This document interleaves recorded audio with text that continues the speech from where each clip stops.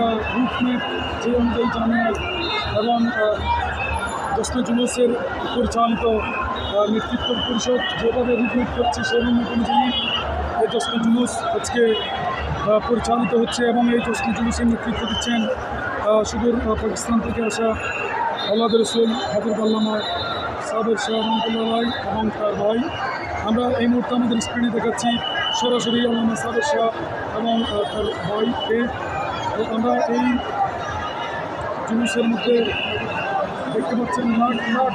আশিকের রসুল চট্টগ্রাম বিভাগের বিভিন্ন জায়গা থেকে এই জুলুসের মধ্যে সামিল হয়েছেন এবং এই জুলুসে